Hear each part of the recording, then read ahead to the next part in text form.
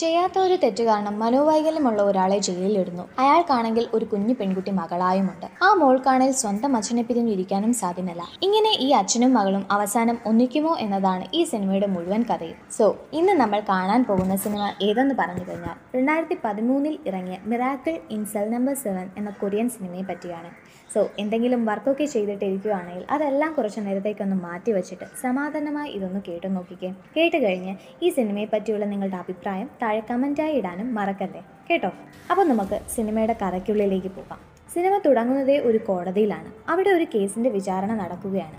G എന്ന ഒരു കൊച്ചുകുട്ടിയെ rape ചെയ്ത് ഒരു ഇഷ്ടിക കൊണ്ട് തലക്കടിച്ച് കൊന്നിരിക്കുന്ന ഒരു കേസ്. അത് ചെയ്തവരെ പോലീസ് പിടിച്ചു. തക്കതായ ശിക്ഷയും അവർക്ക് ലഭിച്ചു. പിന്നെയും ഈ കേസ് വിചാരണ ചെയ്യുന്നതിൽ കാര്യമില്ല എന്ന് പറഞ്ഞുകൊണ്ട് ഒരു ലോയർ എഴുന്നേറ്റ് നിന്ന് പറയുന്നു, ഇത് ഒരുപാട് വർഷങ്ങൾക്ക് മുമ്പ് കഴിഞ്ഞ കേസാണെന്നും എവിഡൻസ് എല്ലാം സ്ട്രോങ് ആണെന്നും പുള്ളി പറയുന്നു. ഉടനെ തന്നെ ഒരു ലേഡി ലോയർ എഴുന്നേറ്റ് പറയും, ഈ കേസ് ഒരുപാട് വർഷങ്ങൾക്ക് മുമ്പ് കഴിഞ്ഞു പോയതായിരിക്കാം, എന്നാൽ ഈ കേസിൽ ഒരുപാട് ഇറർ ഉണ്ടായിട്ടുണ്ട്. ഉടനെ തന്നെ മറ്റേ ലോയർ പറയും, ഈ കേസ് നടന്നപ്പോൾ ഇവർ ഒരു കൊച്ചുകുട്ടിയായിരുന്നു, പിന്നെ എങ്ങനെ ഇവർക്ക് ഈ കേസിൽ ഇററുണ്ടെന്ന് പറയാനാകും? ഇവർക്കും ആ കേസിനും എന്ത് ബന്ധമാണുള്ളതെന്നും ചോദിക്കുന്നു. അപ്പോൾ തന്നെ ലേഡി ലോയർ പറയും, എനിക്കും ഈ കേസിനും സംബന്ധമുണ്ട് യുവർ ഓണർ, ഞാൻ താങ്കളോട് ഒരു വിഷയം പറയാൻ പോവുകയാണ്, അതെല്ലാം സത്യമാണ് എന്ന് പറഞ്ഞിട്ട് ഒരു കഥ പറയാൻ ആരംഭിക്കുന്നു. ഫെബ്രുവരി 1997 ലീ എന്ന മനോവൈകല്യമുള്ള ഒരാൾ, അയാൾക്ക് എസാങ് എന്നൊരു മകളും. ലീക്ക് മനോവൈകല്യം ഉള്ളത് കൊണ്ട് തന്നെ നമ്മളെ സാധാരണക്കാരെ പോലെ സ്വത്തുക്കളോടോ പണത്തിനോടോ ഒന്നിനോടും അയാൾക്ക് ആശയില്ല. അയാളുടെ ലോകമേ അയാളുടെ മകളാണ്. എസാങ് ആണെങ്കിൽ നല്ല ബുദ്ധിമതിയും അവളുടെ അച്ഛനൊരു മകൾ മാത്രമല്ലാതെ ഒരു അമ്മയെ പോലെ സ്നേഹവും പരിചരണവും ഒക്കെ കൊടുക്കുന്നു. എസാങ്ങിന് സെയിലർ മൂൺ എന്ന ഒരു കാർട്ടൂൺ ക്യാരക്ടറിനോട് ഒരുപാട് ഇഷ്ടമാണ്. ആ സെയിലർ മൂണിന്റെ ഒരു സ്കൂൾ ബാഗ് ഒരു സ്റ്റോറിൽ കണ്ണാടിക്കൂട്ടിൽ വച്ചിട്ടുണ്ട്. ആ ബാഗ് വാങ്ങി അതും കൊണ്ട് സ്കൂളിൽ പോകാൻ അവൾക്ക് ഒരുപാട് ആഗ്രഹമുണ്ടായിരുന്നു. പക്ഷെ അത് വാങ്ങാനുള്ള കാശ് അവളുടെ ഉണ്ടായിരുന്നില്ല. അതുകൊണ്ട് തന്നെ എല്ലാ ദിവസവും അവളും ലീയും പോയി ആ കടയുടെ മുന്നിൽ ചെന്ന് ആ ബാഗ് നോക്കി നിൽക്കും. അങ്ങനെ ഒരു ദിവസം നോക്കി നിൽക്കെ ലീ അവളോട് പറയും, ഇന്ന് എനിക്ക് ശമ്പളം കിട്ടും, നമുക്ക് ഇന്ന് എന്തായാലും ഈ ബാഗ് വാങ്ങാം. അങ്ങനെ പറഞ്ഞുകൊണ്ടിരിക്കുന്ന സമയത്ത് തന്നെ ഒരു കൂട്ടർ വന്ന് ആ ബാഗ് വാങ്ങാൻ ഒരുങ്ങും. ലീക്ക് എന്ത് ചെയ്യണമെന്നറിയാതെ ആ കടയ്ക്കുള്ളിലേക്ക് ചാടി കയറി, ഞങ്ങൾ ഈ ബാഗ് വാങ്ങാൻ ഇരിക്കുകയായിരുന്നു, എന്നും വന്ന് നമ്മൾ ഈ ബാഗ് നോക്കി നിൽക്കും, ആ ബാഗ് വാങ്ങല്ലേ എന്ന് ആ ബാഗ് വാങ്ങിയവരോട് പറയും. ഇത് കണ്ട് കടയുടമ ലീയെ കടയിൽ നിന്നും പുറത്തേക്ക് തള്ളിവിടുന്നു. മനോവൈകല്യം ഉള്ളത് കൊണ്ട് തന്നെ ആർക്കും എന്തു വേണമെങ്കിലും ചെയ്യാലോ. അന്ന് രാത്രി എസാങ്ങും ലീയും വളരെ ദുഃഖിതരായിരുന്നു. വിഷമിക്കാതെ എസാങ്, ഞാൻ ശമ്പളം വാങ്ങിയിട്ട് എന്തായാലും അതുപോലെ ഒരു ബാഗ് മറ്റൊരു കടയിൽ നിന്നും വാങ്ങിത്തരാം എന്ന് ലീ അവളെ പറഞ്ഞ് സമാധാനിക്കുന്നു. പിറ്റേ ദിവസം ലീ ജോലിക്ക് പോകാൻ ഇറങ്ങുന്നു. എല്ലാ ദിവസവും ലീ ജോലിക്ക് പോകാൻ ഇറങ്ങുമ്പോൾ എസാങ് യാത്ര അയക്കാനുണ്ടാവും. അവൾ എന്നും ലീ കുറച്ചു ദൂരം പോയതിനു ശേഷം 1 2 3 എന്ന് പറയുന്നു. അപ്പോൾ തന്നെ ലീ തിരിഞ്ഞു നോക്കി അവളെ കൊഞ്ഞനം കുത്തി കാണിക്കും. അത് കണ്ട് അവളും തിരിച്ചു കാണിക്കും. എസാങ് എപ്പോഴും അവളുടെ അച്ഛൻ ജോലിക്ക് പോകുമ്പോൾ ഇങ്ങനെ ചെയ്യാറുണ്ട്. അത് അവർ രണ്ടുപേരും ആസ്വദിക്കുകയും ചെയ്യാറുണ്ടായിരുന്നു. ലീ ഒരു സൂപ്പർ മാർക്കറ്റിന്റെ പാർക്കിംഗ് ലോട്ടിലാണ് വർക്ക് ചെയ്തിരുന്നത്. അയാൾക്ക് അന്ന് ശമ്പളം കിട്ടുകയും എവിടെ നിന്നെങ്കിലും ആ സെയിലർ മൂൺ വാങ്ങണമെന്നും അയാൾ ഓർക്കുന്നു. അപ്പോഴാണ് ആ സൂപ്പർ മാർക്കറ്റിൽ ഒരു പെൺകുട്ടി വന്ന് ലീയോട് ചോദിക്കും, അങ്കിൾ, നിങ്ങളല്ലേ ഈ ബാഗ് വാങ്ങാൻ ആ കടയിൽ വന്നത്? ഇതേ ബാഗ് ഞാൻ മറ്റൊരു കടയിൽ കണ്ടു, എന്നോടൊപ്പം വരും, ഞാൻ അത് കാണിച്ചു തരാം എന്ന് പറയുന്നു. ലീ ഉടനെ തന്നെ ചാടി എണീറ്റ് അവളോടൊപ്പം പോകുന്നു. ആ കുട്ടിയുടെ പേര് ജിയാങ് എന്നായിരുന്നു. ആ കുട്ടി കുറച്ചുകൂടെ വേഗത്തിലാണ് പോയത്. ലീ അവളെ ഫോളോ ചെയ്തു പോയി. കുറച്ചു ദൂരം പോയപ്പോൾ ആ പെൺകുട്ടി തറയിൽ വീണ് കിടക്കുന്നത് ലീ കാണുന്നു. ലീ ഉടനെ തന്നെ അടുത്തു പോയി നോക്കുമ്പോൾ ആ കുട്ടിക്ക് ഹാർട്ട് ബീറ്റ് ഒന്നും ഉണ്ടായിരുന്നില്ല. ലീ ഉടനെ തന്നെ അവളുടെ ജീവൻ രക്ഷിക്കാനായി CPR കൊടുക്കുന്നു, കൃത്രിമ ശ്വാസം കൊടുക്കുന്നു. കൂടാതെ തന്നെ ബ്ലഡ് സർക്കുലേഷൻ കൂട്ടാനായി അവളുടെ പാന്റും അവൻ ലൂസാക്കാൻ ഊരുന്നു. ഇത് അവിടെ അടുത്തിരുന്ന ഒരു സ്ത്രീ കാണുന്നു. എന്നാൽ അവർ കണ്ടത്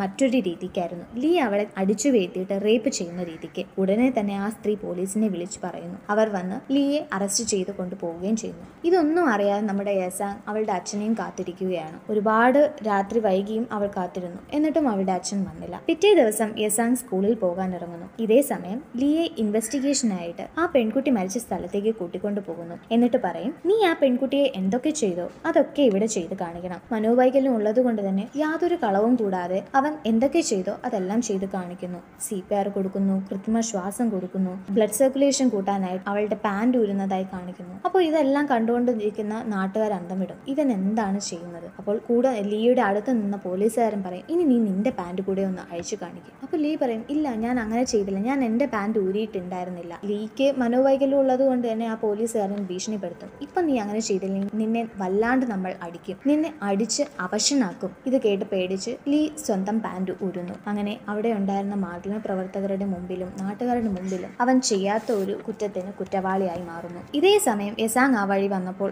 അവളുടെ അച്ഛൻ ആ ആൾക്കൂട്ടത്തിന്റെ ഇടയിൽ നിൽക്കുന്നത് കാണും. അവൾ അവിടേക്ക് ഓടിച്ചെല്ലും. അച്ഛാ അച്ഛാ എന്ന് അലറിക്കരയുന്നു. നീ വേഗം വീട്ടിലേക്ക് പോകൂ യെസാങ്, മഴ നനയാതെ, അച്ഛൻ വരും എന്ന് ലീ വിഷമത്തോടെ പറയുന്നു. എവിഡൻസ് സ്ട്രോങ് ആയതുകൊണ്ടും ഈ മരിച്ച പെൺകുട്ടി ഒരു കമ്മീഷണറിന്റെ മകളായതുകൊണ്ടും ലീയെ എത്രയും വേഗം തന്നെ ജയിലിൽ അടയ്ക്കുന്നു. അവിടുത്തെ ഒരു ഓഫീസറിന്റെ പേരാണ് ജാങ്. അയാൾ ലീയോട് വിശദമായ കാര്യങ്ങൾ ചോദിച്ചറിയാൻ ശ്രമിക്കുമ്പോൾ അടുത്തിരുന്ന ഒരു ഫോൺ കണ്ട് ലീ ഓടിച്ചെന്ന് അതെടുത്ത് യെസാങ്ങിനെ വിളിക്കാൻ ട്രൈ ചെയ്യുന്നു. ഇത് കണ്ട ജാങ് ദേഷ്യം വന്ന് ആ ഫോൺ കൊണ്ട് തന്നെ ലീയുടെ തലയിൽ അടിക്കുന്നു. അങ്ങനെ ലീയെ സെല്ലിലേക്ക് മാറ്റുന്നു. അതാണ് സെൽ നമ്പർ 7. ആ സെല്ലിൽ മറ്റു കുറ്റവാളികളും ഉണ്ടായിരുന്നു. അതിലൊരു ലീഡറും ഉണ്ടായിരുന്നു. സാധാരണ എല്ലാ ജയിലിലും ഓരോ ജയിലറയിലും ഓരോ ലീഡേഴ്സ്മാരുണ്ടായിരിക്കുമല്ലോ. അങ്ങനെ ഒരു ലീഡറും ഈ സെൽ നമ്പർ 7 ഉണ്ടായിരുന്നു. ഒരു പിഞ്ചു കുട്ടിയെ റേപ്പ് ചെയ്ത് കൊന്നതിനാണ് നമ്മളുടെ ഈ ലീ ജയിലിലേക്ക് വന്നതെന്ന് അറിഞ്ഞപ്പോൾ ബാക്കിയുള്ള ആ പ്രസന്റിലുണ്ടായിരുന്ന ബാക്കി എല്ലാ ആൾക്കാരും ഇവനെ എടുത്തിട്ട് അടിക്കാൻ തുടങ്ങുന്നു. അപ്പോൾ ലീഡറും ഒരുപാട് നമ്മളുടെ ഈ ലീയെ അടിച്ച് അവശനാക്കും. ഇതേ സമയം യെസാങ്ങിനെ അടുത്ത വീട്ടുകാർ എല്ലാം ചേർന്ന് ഒരു ഓർഫനേജിലേക്ക് ചേർക്കുന്നു. ആ ജയിലിൽ ലീഡർ എന്ന് പറഞ്ഞില്ലേ, ആ പുള്ളിക്ക്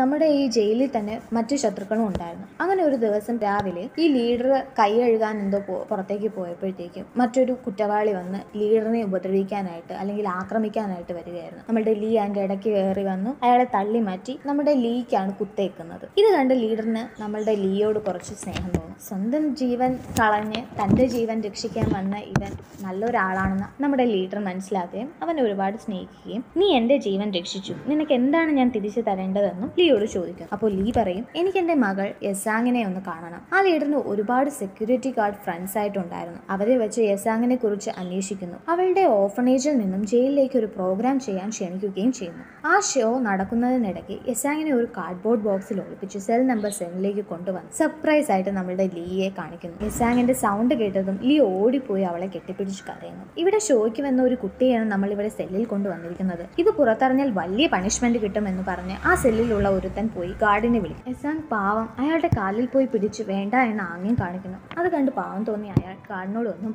എന്തോ പറഞ്ഞ് വിളിച്ച് കൂട്ടിയല്ലോ നമ്മളുടെ ഈ ഗാർഡിനെ. അയാൾ ചോദിക്കും നീ എന്തിനാ പിന്നെ എന്നെ വിളിച്ചത്? അപ്പോൾ പറയും എന്റെ ഈ കൂടെ ഉണ്ടായിരിക്കുന്നവൻ എന്റെ ബ്രെഡ് എല്ലാം തിന്നു തീർത്തു, എനിക്കൊരു ബ്രെഡ് കൂടി വേണം. ഇത് കേട്ട് ദേഷ്യം വന്ന ഗാർഡ് അയാളുടെ മുഖത്തേക്ക് ഒരു ബ്രെഡ് വച്ചെറിയുന്നു. യെസാങ്ങിന്റെ ഓർഫനേജ് ബസ് ആ സമയം കൂടി തിരിച്ചു വന്നു. അവളെ തിരിച്ചു കൊണ്ടാക്കാനും അവർക്ക് കഴിയുന്നില്ല. അന്ന് നൈറ്റ് അവളും സെൽ നമ്പർ 7ൽ അവളുടെ അച്ഛനോടൊപ്പം ഉറങ്ങുന്നു. സെയിലർ മൂൺ ബാഗ് വാങ്ങിത്തരാൻ പറഞ്ഞുകൊണ്ടല്ലേ ഇത്രയും പ്രശ്നമുണ്ടായതെന്ന് അവൾ ലീയോട് ചോദിക്കുന്നു. അതൊന്നും സാരമില്ല യെസാങ് എന്ന് പറഞ്ഞ് ലീ അവളെ സമാധാനിപ്പിക്കുന്നു. നമ്മുടെ ഈ സെൽ നമ്പർ 7ന്റെ റൂഫ് ടോപ്പിൽ അവർ ആകാശത്തിന്റെയും നക്ഷത്രങ്ങളുടെയും ഒക്കെ സ്റ്റിക്കർ എല്ലാം ഒട്ടിച്ചു വെച്ചിട്ടുണ്ട്. അപ്പോൾ അത് കണ്ട് നമ്മളുടെ ഈ യെസാങ് ഒരുപാട് സന്തോഷവതിയാകുന്നു. അവളും കുറ്റവാളികളും എല്ലാം ഒരുപാട് ചിരിച്ച് സന്തോഷിക്കുന്നു. അപ്പോൾ രാത്രി നൈറ്റ് ചെക്കിനായിട്ട് വന്ന ഗാർഡ് ഒരു കൊച്ചു പെൺകുട്ടിയുടെ ശബ്ദം കേട്ട് ഈ സെൽ നമ്പർ 7ലേക്ക് വരും. ഇവിടെ ഞാനൊരു കൊച്ചു പെൺകുട്ടിയുടെ ശബ്ദം കേട്ടല്ലോ, അതാരാത്? അപ്പോൾ നമ്മളുടെ മറ്റൊരു കുറ്റവാളി പറയും അയ്യോ അത് അങ്ങനെയൊന്നും അല്ല, എനിക്ക് സന്തോഷം വരുമ്പോൾ ഞാൻ ഇങ്ങനെയാണ്, ഞാൻ കൊച്ചു പെൺകുട്ടികളുടെ ശബ്ദത്തിലൊക്കെ സംസാരിക്കും. എന്നാലും അത്ര വിശ്വസനീയമല്ല എങ്കിലും നൈറ്റ് ഗാർഡ് തിരിച്ചു പോകും. അതേസമയം മറ്റൊരു ഈവന്റുമായിട്ട് ഒരു കൂട്ടർ ഈ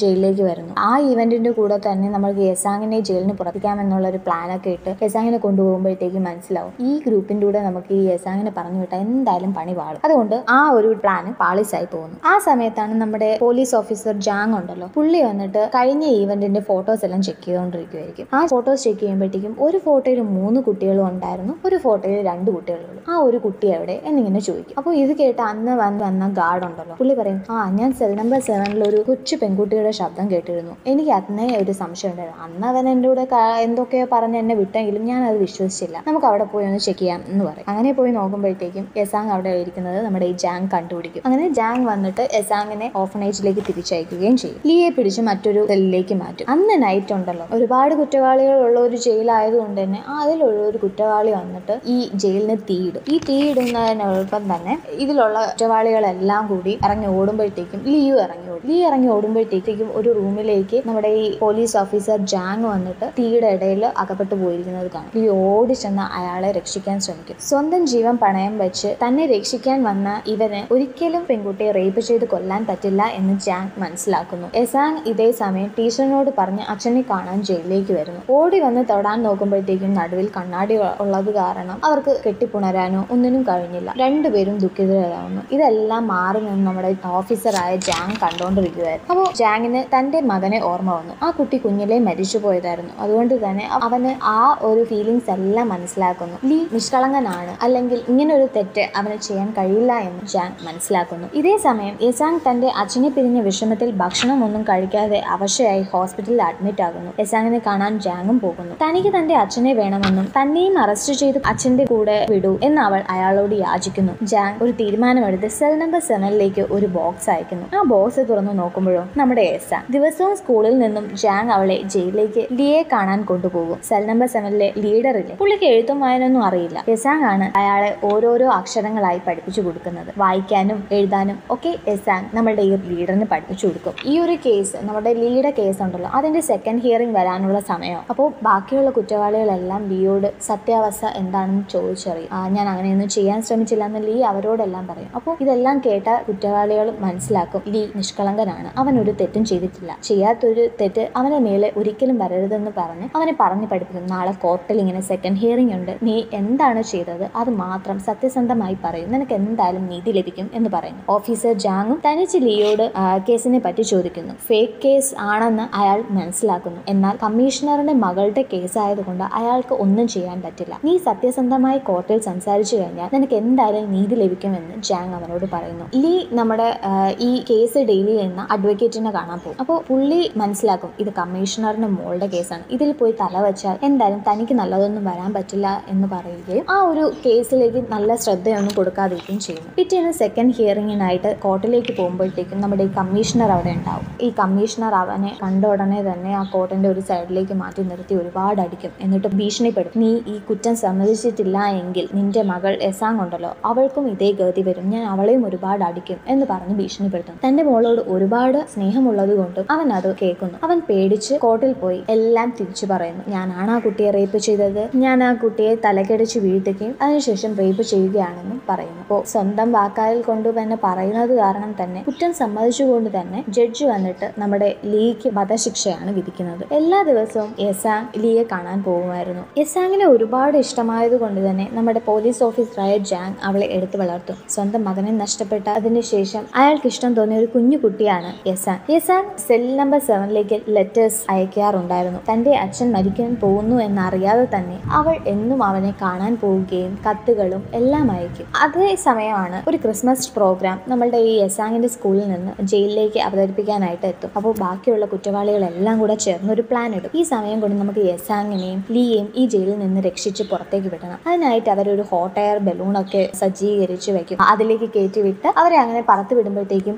പോലീസുകാരെല്ലാം കൂടെ ഓടി വന്നു, എന്താടാ നീ ഇവിടെയൊക്കെ ചെയ്യുന്നതെന്ന് പറഞ്ഞു. അപ്പോൾ ഈ സമയത്ത് തന്നെ ഈ ജയിലിലുള്ള കുറ്റവാളികളും പോലീസും തമ്മിൽ ഭയങ്കരമായിട്ട് അടിയാവുന്നു. ഇതേ സമയം കൊണ്ട് ഈ ഹോട്ട് എയർ ബലൂൺ പറന്ന് പൊങ്ങിപ്പോകുന്നു. എന്നാൽ ഹതഭാഗ്യം എന്ന് പറയാനാണെങ്കിൽ ഇതിന്റെ കയർ വന്നിട്ട് നമ്മുടെ ഈ ജയിലിന്റെ കമ്പി വേലിയുണ്ടല്ലോ അതിൽ തട്ടി നിന്ന് കാരണം അവരവിടെ സ്റ്റോപ്പായി പോകുന്നു. ഇത്രയും വലിയ പ്ലാനിട്ട് അതും പാളിച്ചയായി പോയല്ലോ എന്ന് അവരിങ്ങനെ സ്വയം പറയുന്നു. അങ്ങനെ ലീയുടെ അവസാന ദിവസം ആവുന്നു. യെസാങ്ങിനെ കാണും. അന്നായിരുന്നു അവളുടെ ബർത്ത്ഡേ. അവര് ഒരുമിച്ച് ആഘോഷിച്ച് കേക്കൊക്കെ മുറിക്കും. എല്ലാ കുറ്റവാളികളും അവൾക്ക് ഒരുപാട് ഗിഫ്റ്റ് കൊടുക്കുന്നു. നമ്മുടെ ലീയും അവൾക്ക് ഒരു ഗിഫ്റ്റ് കൊണ്ടുവരുന്നു. അവളോട് അത് സന്തോഷത്തോടെ തുറന്നു നോക്കാൻ ലീ പറയുന്നു. തുറന്നു നോക്കുമ്പോഴോ നമ്മളുടെ സെയിലർ മൂൺ ബാഗ്. അപ്പോൾ ലീ പറയും, ഞാൻ പറഞ്ഞില്ലേ ഞാൻ എന്നായാലും നിനക്കിത് വാങ്ങിത്തരുമെന്ന്. ഒരുപാട് സന്തോഷമായോന്ന് അവൻ അവളോട് ചോദിക്കും. അവൾ കരഞ്ഞുകൊണ്ട് അവനെ കെട്ടിപ്പിടിക്കും. ലീ എന്തുകൊണ്ടോ ഒരുപാട് കരയുന്നു. ഇതിൽ സംശയം തോന്നി യെസാങ് ചോദിക്കും, എന്താ അച്ഛാ ഇങ്ങനെ, ഞാൻ എന്ന് അച്ഛനെ വന്ന് കാണാം, അച്ഛൻ വിഷമിക്കില്ലേ, നമുക്ക് എങ്ങനെയായാലും പുറത്തിറങ്ങാം എന്നവൾ പറഞ്ഞ് സമാധാനിപ്പിക്കുന്നു. എന്നിട്ടും ലീ കരച്ചിൽ നിർത്തുന്നില്ല. എന്തോ ഒരു തെറ്റ് ഇവിടെ സംഭവിക്കുന്നുണ്ടെന്ന് യെസാങ്ങിന് മനസ്സിലാക്കുന്നു. ലീ അവൾക്ക് ടാറ്റയൊക്കെ പറഞ്ഞിട്ട് അങ്ങനെ നടന്നു പോകും. അപ്പോൾ നമ്മുടെ ഈ യെസാങ് 1, 2, 3 എന്നെണ്ണു. പക്ഷെ ലീ തിരിഞ്ഞു നോക്കില്ല. സാധാരണ അച്ഛൻ തിരിഞ്ഞു നോക്കി കുഞ്ഞനും കുത്താറുണ്ട്, എന്നിട്ടും അച്ഛൻ അങ്ങനെ ചെയ്തില്ല. അപ്പോൾ എന്തോ ഒരു തെറ്റ് അവിടെ നടക്കുന്നുണ്ടെന്ന് അവൾക്ക് മനസ്സിലാവും. അച്ഛാ അച്ഛാ എന്ന് വിളിച്ച് അവൾ കരയും. ഇത് കേട്ട് ലീക്ക് ഒട്ടും സഹിക്കാൻ വയ്യാതെ അവൾ ഓടി വന്ന് കെട്ടിപ്പിടിക്കും. എന്നിട്ട് പറയും, അച്ഛൻ ഒരുപാട് തെറ്റ് ചെയ്തു എന്നിങ്ങനെ പറഞ്ഞുകൊണ്ടേയിരിക്കും. പക്ഷെ എന്താണ് സംഭവിക്കുന്നതെന്ന് യെസാങ്ങിന് മനസ്സിലാവുന്നില്ല.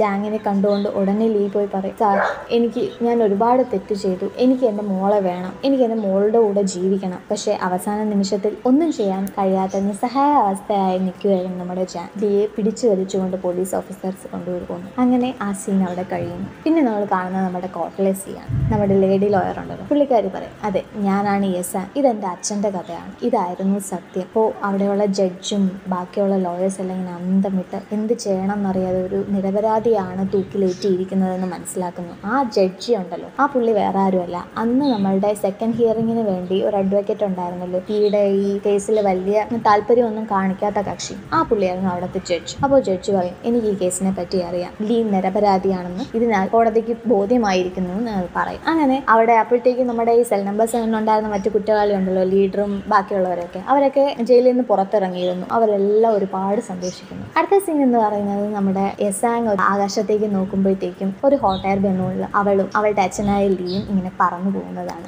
നിരപരാധി ഒരാള് ശിക്ഷിക്കപ്പെടുന്നു എന്ന് അറിയുമ്പോൾ ഒരുപാട് വിഷമം നമുക്കുണ്ടാവും അല്ലേ. അപ്പോൾ അങ്ങനെ ഒരു ഹാർട്ട് ടച്ചിങ് ഫീൽ തരുന്ന ഒരു നല്ലൊരു സിനിമയാണ് മിറാക്കിൾ ഇൻ സെൽ നമ്പർ 7. എല്ലാവർക്കും ഈ കഥ ഇഷ്ടപ്പെട്ടു എന്ന് വിചാരിക്കുന്നു.